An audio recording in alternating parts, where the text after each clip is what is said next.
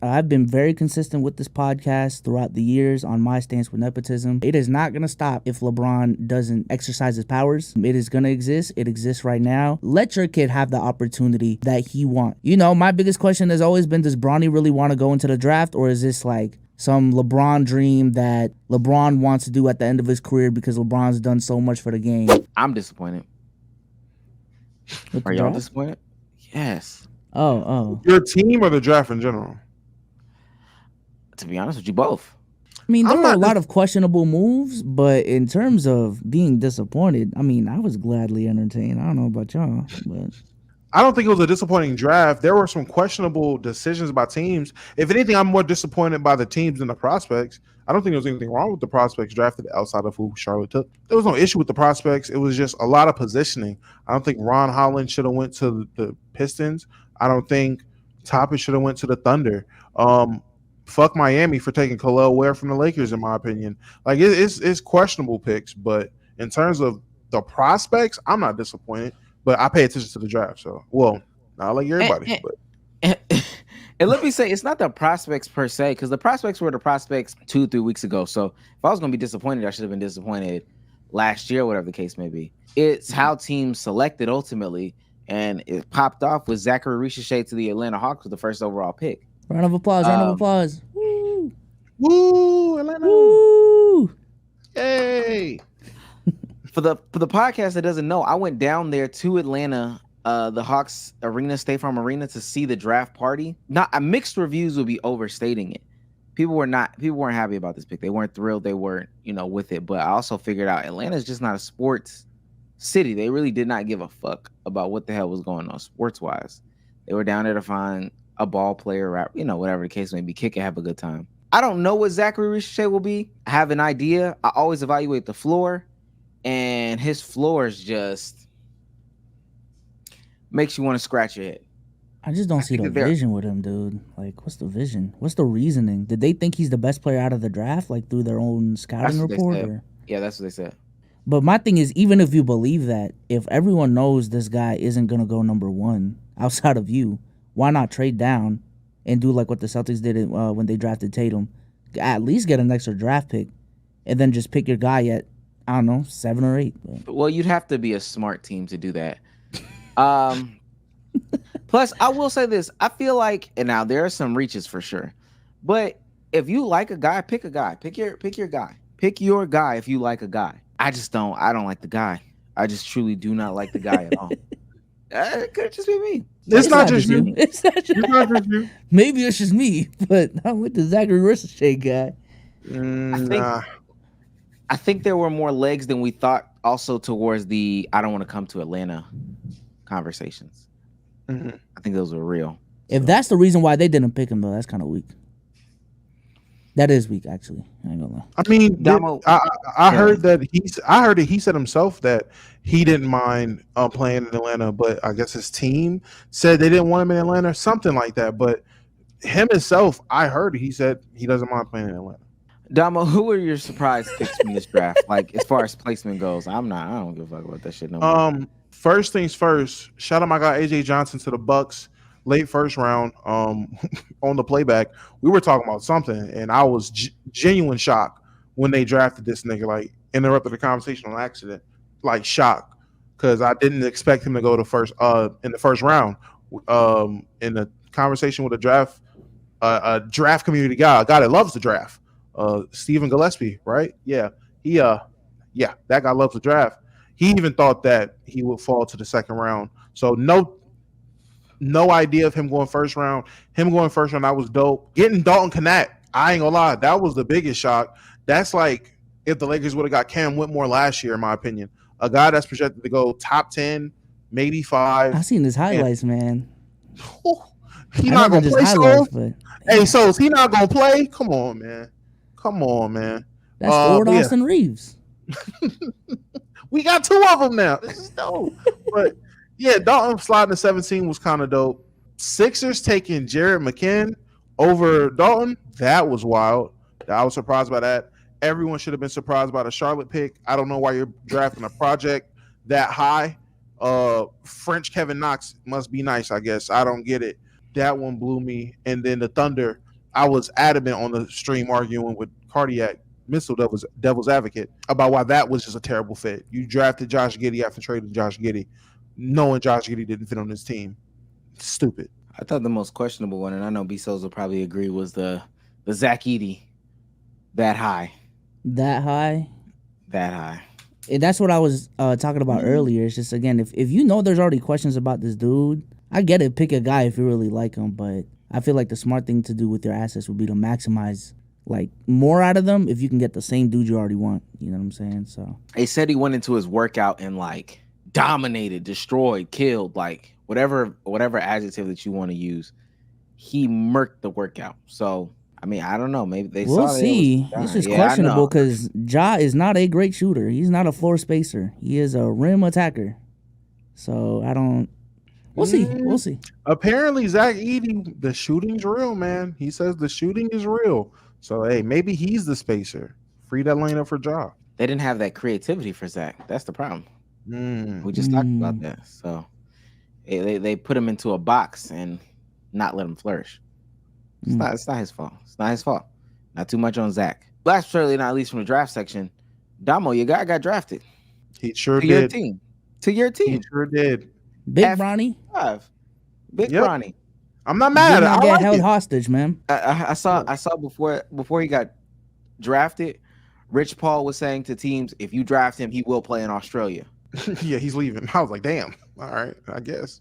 That's crazy. Now I would say that's crazy. If another team wanted him, they should have been able to get him. I don't think he should have just forced his way to the Lakers. That's kind of whack as hell. But other than that, I mean, hey, shout out Bronny. Hopefully, I know when LeBron is really in his farewell tour bag when they call him up from the G League for his 2 weeks of service in the NBA off his 2-way contract, so he can get them games in with LeBron and have that whole media cycle. I'm just waiting for that portion of the season. Now that the true nepotism is in has gone full circle, Bronny's in the thing.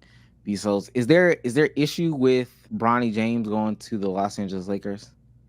I don't see an issue with it. I've been very consistent with this podcast throughout the years on my stance with nepotism.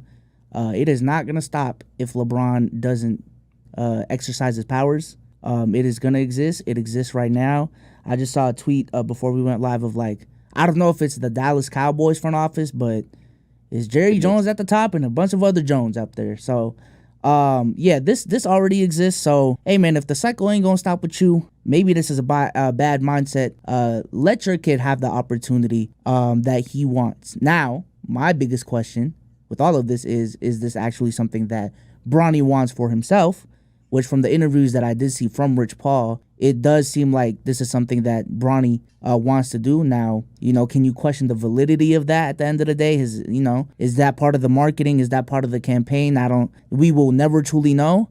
But, my biggest question has always been, does Bronny really want to go into the draft? Or is this like some LeBron dream that LeBron wants to do at the end of his career because LeBron's done so much for the game and he's just sacrificing, what his son truly wants to do for the sake of, I'm LeBron and I'm owed this because of everything I give to the game. But if it's not that and there's pure intentions in terms of, Bron trying to help out his son get into the league, I don't see any. And his son also wants to get into the league. I don't see any problem with it. The only thing I will say is there's this concept that goes out that says if Bronny is on this team or he's in the pick or he's getting this draft coverage, that's taking away from a kid who really needs it and can play. So I could see it from that lens. At the same time, play better. So I can't say that I'm saying the right things. No, on a serious note, though, I do agree. Him having all this hype, him having all this, I don't know. I don't want to call it. Maybe I should call it unwarranted hype. Him having all this unwarranted hype just takes away from like that kid that actually needs that push. There's a kid at a JUCO right now, or a kid at a D2 school that could have used that coverage because he's an actual player over Bronny James. But my only pushback to that would be, who is that kid in every other draft when there is no Bronny James? Because if we're about to have that conversation about the 55th pick, like I get it, that's a spot in a very hard league to get in. But if we're talking about if it's down to the 55th pick, gang, you should have played better.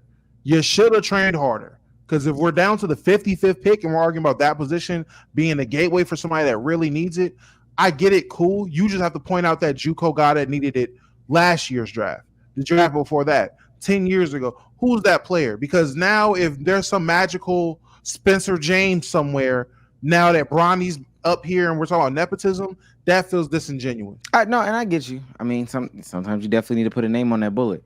And if you're 54 and 56, play better.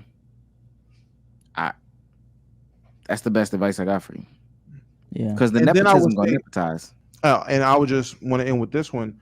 Then I would say it's about if Bronny deserves to be in the league or not. If Bronny plays to the level of a NBA role player, or hell, if he turns out to be Austin Rivers, then hey, he's Austin Rivers. But at the end of the day, he had a 10-year career. How many guys in the second round are you saying is Austin Rivers? Like I don't know. I mean, does everybody have the potential to be Austin Rivers? I guess, but everybody don't turn into Austin Rivers.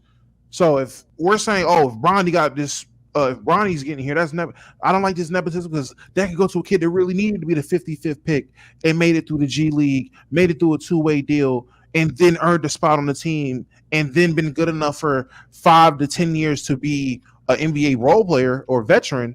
Like, all right, that's a lot of ifs. Yeah. But I don't know if you just heard like Rich Paul's interviews lately, bro, or some of his quotes. Rich Paul is really flexing that NBA power that he got on some like, I could really do whatever the fuck I want with this league. Like, I got this league on a chokehold right now. So, I'm just saying, Bronny getting that spot right there, specifically at 55 to the Lakers, with Rich Paul being his agent, there is a lot of, all right, man, right? Rich Paul. And it's not necessarily because Bronny earned that spot, too.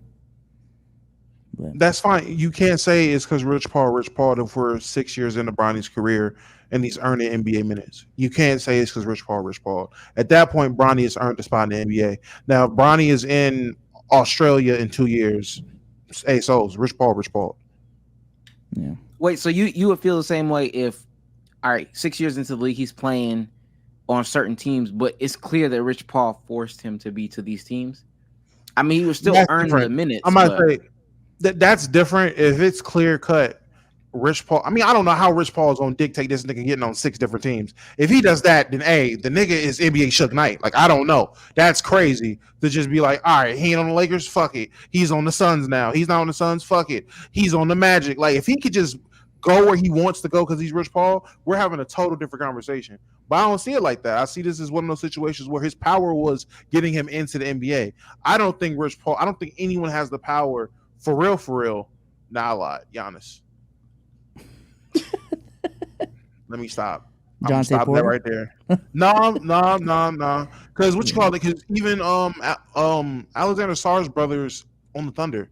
So I mean, niggas have relatives or older siblings, younger siblings. Aaron Gordon's brother, who recently passed, RP. He used to be in the league. His older brother. Guys, Justin Holiday. He's not in the NBA because Drew. Like, I mean, there's guys whose relatives, brothers are in the league. I don't want to say it's pure nepotism. Thanasis being specifically on the Bucks this long, I mean, I was about to say there's no way anyone has the power to keep a nigga in the league. Giannis has kept this nigga in the league, so there we go. My hands are tied with that one. I feel like there's a lot of players though that I understand. Like Rich Paul did help them get into the league, but that's a big part of it. Like a lot of players just need opportunity. So to have that agent that just gifts you that opportunity, I understand. Over somebody else specifically, like.